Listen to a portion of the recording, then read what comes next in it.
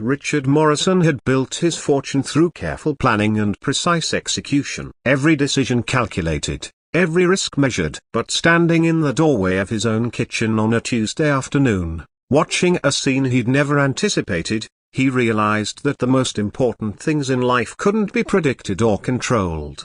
His 4 sons sat in a perfect row on the window bench, all wearing matching red shirts and jeans, their blonde hair catching the afternoon light. They were 4 years old, quadruplets, and they were laughing, actually laughing, with their heads thrown back and their small bodies shaking with joy. In the center of the kitchen stood Helen Crawford, the woman he'd hired 3 months ago. She was in her mid-50s, with kind eyes and a gentle manner. She wore a navy blue dress with a white collar and a striped apron that somehow made her look both professional and approachable. On her shoulders sat his youngest son, Timothy, his yellow bow tie slightly askew, gripping her head for balance as she pretended to stumble around like a dizzy elephant.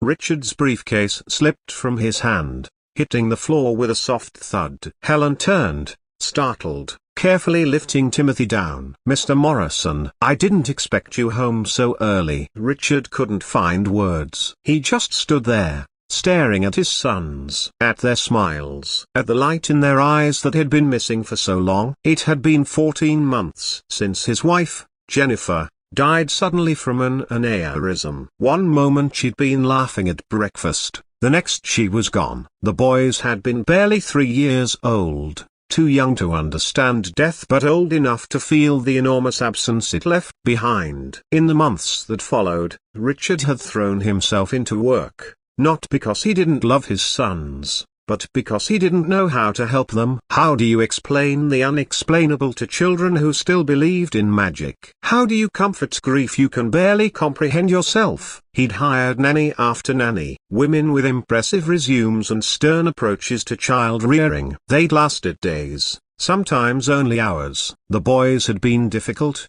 withdrawn, prone to tantrums and tears. They wouldn't eat. They wouldn't sleep. They certainly wouldn't smile. Then Helen had arrived, answering an ad he'd placed almost in desperation. She was older than the others, a grandmother herself. Her husband had died 7 years earlier, she told him during the interview. She understood loss. She understood that sometimes children didn't need someone to fix them. They needed someone to simply be with them while they healed. Richard had been skeptical. His sons needed structure, discipline, routine. What could this soft-spoken woman with her gentle manner possibly accomplish? Now, watching his 4 boys grinning like they didn't have a care in the world, he had his answer. "I'm sorry," Helen said, smoothing her apron. "We were just having a bit of fun before snack time. I hope you don't mind." "Mind?" Richard finally managed. "They're smiling. I haven't seen them really smile in over a year." Helen's expression softened. "Oh, they smile quite often, Mr. Morrison. Children have remarkable resilience when given the space to use it." The 4 boys had climbed down from their perch and were now gathered around their father, talking over each other in their excitement. "Dad, Dad, Helen taught us to make pancakes shaped like animals. She knows all the words to the dinosaur song. We built a fort in the living room with all the cushions. Timothy got to ride on her shoulders because he was the bravest at the doctor's office yesterday." Richard looked at Helen, who simply shrugged. "They've been very good. We've had quite an adventure these past few months." Over the following weeks, Richard found himself coming home earlier, not because work demanded less of him, but because he wanted to witness more of these small miracles. He'd arrived to find Helen and the boys in the backyard, hunting for insects with magnifying glasses, or in the playroom, building elaborate block towers, or in the kitchen, measuring flour and sugar for cookies, the counters dusted white with their enthusiastic help. Helen never seemed rattled by the chaos of 4 energetic boys. She moved through their world with a calm assurance, redirecting fights with gentle words, soothing hurts with patient attention, celebrating victories with genuine enthusiasm. One evening, after the boys were in bed, Richard invited Helen to stay for tea. They sat at the kitchen table, the house finally quiet. "How do you do it?" Richard asked. The other nannies, they all said the boys were impossible. Too difficult.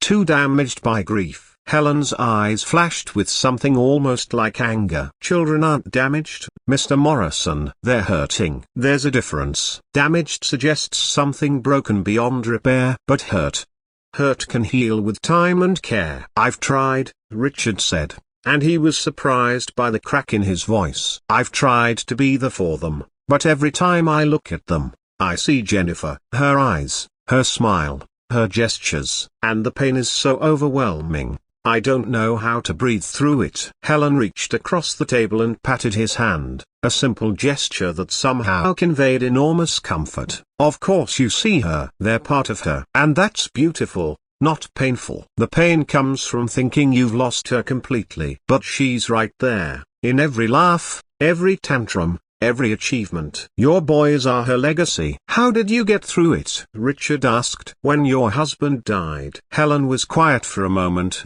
her fingers wrapped around her teacup. One day at a time. One breath at a time. I let myself grieve, but I didn't let grief become my identity. I had grandchildren who needed me, children who needed to see that life continues even after loss. So I showed up. Every day, I just showed up. Some days, that was all I could manage. But it was enough. Is it enough? Richard asked. Just showing up. For children, yes, Helen said firmly. They don't need perfection. They need presence. They need to know that even though their mother is gone, they're still safe, still loved, still important. You've been giving them that, Mr. Morrison. You've been showing up for them, even when it hurt. Don't diminish that. Richard felt something loosen in his chest. A knot he hadn't even realized was there. As spring turned to summer, the Morrison household transformed. The boys, who had been withdrawn and silent, became boisterous and energetic. They ran through the house with abandon, their laughter echoing off the walls. They asked endless questions, told elaborate stories, invented complicated games that made sense only to them. And Helen was always there, a steady presence in their chaotic world. She taught them to tie their shoes and zip their jackets. She read them stories in her warm, measured voice, doing all the character voices with theatrical flair. She sat with them when nightmares came, rubbing backs and whispering reassurances until sleep returned. But she also did something else, something Richard hadn't expected. She kept Jennifer's memory alive in natural, comfortable ways. She found photographs and created a special album the boys could look through whenever they wanted. She encouraged them to talk about their mother, to share memories even if they were fragmented and confused. Your mama loved strawberries, she'd say while making smoothies. She'd be so proud of how brave you're all being. Your mama used to sing this song, she'd mention while tucking them in. Close your eyes and maybe you can hear her voice in your heart. She never tried to replace Jennifer. She simply made space for her memory to exist alongside their present life. One afternoon, Richard came home to find Helen teaching the boys to make Jennifer's favorite chocolate cake. The recipe card was propped against the counter, written in his wife's familiar handwriting. I found this in the kitchen drawer, Helen explained. I thought perhaps the boys might like to learn to make it. A way to feel close to their mother. Richard watched his 4 sons, perched on step stools around the counter, taking turns stirring the batter. Matthew, the most serious of the 4, was carefully reading the measurements. Lucas was licking the spoon. Benjamin was adding chocolate chips with concentrated precision. And Timothy, the youngest by 3 minutes, was simply covered head to toe in flour, grinning like it was the best day of his life. Careful with the eggs, Helen instructed gently. We want them in the bowl, not on the floor. Too late. Benjamin cracked his egg with too much enthusiasm, sending shell fragments into the batter. That's all right, Helen said calmly, fishing them out. Everyone makes mistakes while learning. That's how we get better. Richard found himself smiling. These were the moments Jennifer had always treasured. The messy, imperfect, beautiful chaos of raising children. He'd been so focused on keeping everything clean, controlled, organized. He'd thought that's what the boys needed. But Helen had shown him that what they really needed was permission to be children again. That evening, they all ate chocolate cake at the dinner table, even though it was slightly lopsided and a bit too sweet. This is the best cake ever, Matthew declared. Mom would have loved it, Lucas added quietly. Helen caught Richard's eye across the table and smiled. The months continued to pass. The boys started pre-kindergarten, nervous but excited. Helen was there every morning, helping them choose clothes and pack lunches, offering encouragement and reassurance. She was there every afternoon, ready with snacks and questions about their day. She taught them small kindnesses, how to share toys without fighting, how to apologize when they hurt someone's feelings, how to notice when others needed help. Richard watched his sons develop empathy and patience under her gentle guidance. One Saturday morning, Richard found all four boys sitting with Helen in the living room, sorting through a box of old clothes. "What's this?" he asked. "We're collecting things to donate," Timothy explained seriously. "Helen says there are kids who don't have warm clothes for winter." "We're helping," Benjamin added, "because Mom always helped people." Richard felt his throat tighten. Jennifer had been passionate about charity work, always organizing drives and volunteering. He'd been so consumed by grief, he'd let those activities fall away. "That's very kind of you all," he managed to say. "It feels good to help," Helen said simply. "And it's a lovely way to honor your mother's memory by continuing the kindness she put into the world." That evening, after the boys were asleep, Richard found Helen in the kitchen, preparing the next day's lunches. "You don't have to do that," he said. "I pay you for the hours we agreed upon. You don't need to stay late." Helen shrugged. "I don't mind. Besides, I enjoy it. Your boys have given me a sense of purpose I've been missing. After my husband died, my children and grandchildren tried to help,